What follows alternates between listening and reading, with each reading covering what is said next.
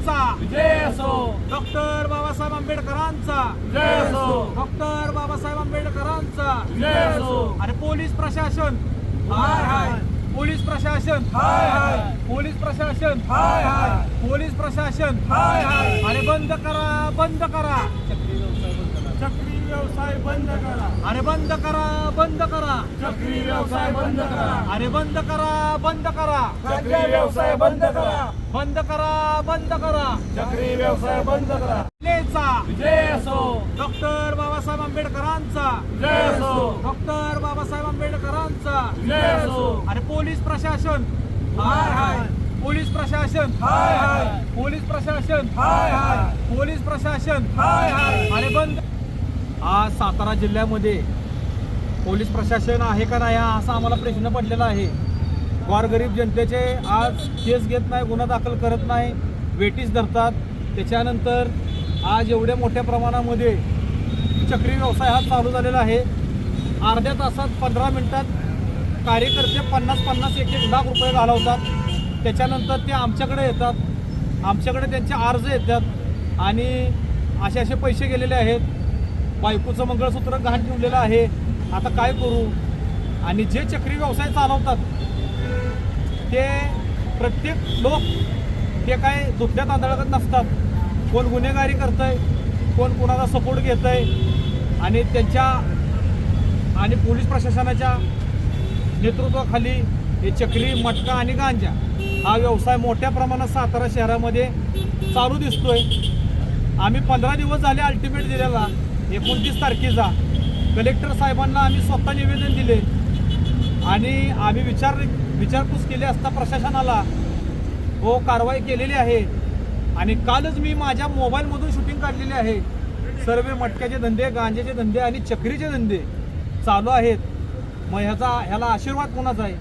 DYSP साहेब आणि SP साहेब, तुम्ही या प्रकरणामध्ये लक्ष का दिलं नाही? आणि तुम्ही लक्ष जर दिले तर 100% मी तुम्हाला सांगतो हे बंद होणार आहेत. परंतु कोणतीही कारवाई जरी केलेली असली मात्र 11-11, 12-12 वाजेपर्यंत हा चक्री व्यवसाय मोठ्या प्रमाणात चालतो. कॉलेजचे मुलं, परत जे गुंड लोक आहेत, जे गांजा अतिशय मोठ्या प्रमाणात ओढत आहेत सातारा शहरामध्ये, तरी कुणाचं लक्ष राहिलेलं नाही. तुम्ही बघू शकता बामनोलीमध्ये एवढा मोठा साठा सापडला. तर सातारा शहरामध्ये जर तुम्ही पंप ऑपरेशन जर ह्या 2 नंबर धंद्यांचं आणि जर त्या गांज्यांचं केलं तर तुम्हाला 100% सांगतो जेवढा होईल असा रिझल्ट तुम्हाला सांगू शकणार नाही. एवढा मोठा तो रिझल्ट तुम्हाला गावणार आहे. परंतु मला असं वाटतंय की मोठे मोठे हप्ते चालू असल्यामुळे कोणीही दखल ह्या गोष्टीची देत नाही. परवाची गोष्ट आहे, 2 बॉक्स DJ फक्त घरातल्या कार्यक्रमासाठी लावला तर 5 ते 10 मिनिटात तिथं पोलीस यंत्रणा आली आणि म्हणली बंद करा, आवाज जास्त आहे. मग तुम्ही ह्या गोष्टीचं जर तुम्ही डोक्यात ठेवता मग 2 नंबरचे धंदे तुम्हाला पैसे मिळतात म्हणून तुम्ही गप बसता का? हा आम्हाला प्रश्न पडलेला आहे. आणि मी एवढंच सांगेन, जर SP साहेब आणि DYSP साहेब आणि मान्य कलेक्टर साहेब यांनी आज किंवा उद्या दखल नाही घेतली तर 100% मी तुम्हाला सांगतो कोल्हापूरमध्ये सर्व ऑल इंडिया पॅंथर सेना जाऊन IG साहेबांना धडकणार आणि त्यांना ह्या गोष्टी सर्व सांगणार. आणि माझ्या दलित समाज अजूनही अन्याय होतोय, अत्याचार होतोय. आणि पोलीस ज्यावेळेस आम्ही अनेक समाजकार्य आहे, ज्यावेळेस आम्ही एखाद्याचं कार्य जिथे पोलीस स्टेशनच्या बाहेर जर भांडणं होत असली किंवा गल्लीमध्ये होत असली आम्ही ते मिटवायला जातो. आणि ज्यावेळेस आम्ही 2 गटात भांडणं निर्माण झालेले असतात ते मिटवण्याचा प्रयत्न करतो. आणि ज्यावेळेस शहर पोलीस स्टेशनला जातो त्यावेळेस आम्ही त्यांना सांगतो की आमच्यात भांडणं मिटलेले आहेत.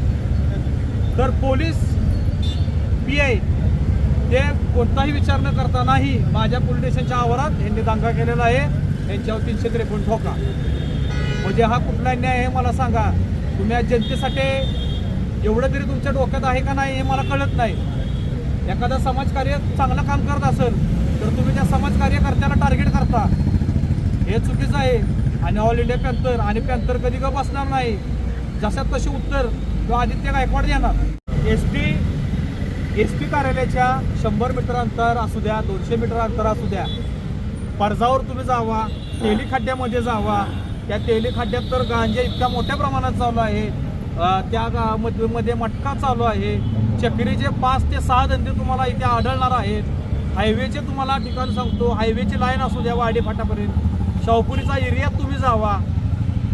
यांना पगाराची गरजच नाही, यांना चालून पैसे येतात. अशा गोष्टीमध्ये मी साथ देणार नाही, कारण की शेवटी माझ्या जनतेचा विषय आहे, माझ्या पोरांचा विषय आहे, सातारा शहरातल्या यंग पोरांचा बी हा विषय आहे. कॉलेजच्या मुलामुली आज जर गांजाचं प्रमाण एवढं मोठ्या प्रमाणात वाढलंय तरी कोणतेही लक्ष नाही. आज जे प्रकरणं होत्या, जे स्टंटबाजी होती, जी मारहाण होत्यात, हे गांजामुळं होत्यात का नाही हे मला उत्तर द्यावे ते. चक्रीमध्ये जर एखादा अर्धा तास गेला तर 10-15 मिनिटात 1 लाख रुपये घालवून येतो. पैसे कुठनं देणार? आणि जर पैसे दिले नाही, उद्या 2 दिवसानं देतो, 3 दिवसानं अशी म्हणणारे आहेत. परंतु पोलीस प्रशासनच त्यांना काय हाताशी धरून आहेत. यासाठी तो चक्री धंदा व्यवसाय का बंद होत नाही हा मला प्रश्न पडलेला आहे.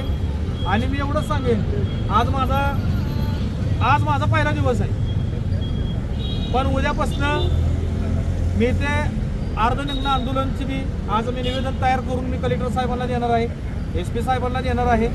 आणि उद्यापासून मी इथं अर्धनग्न मी बसणार आहे.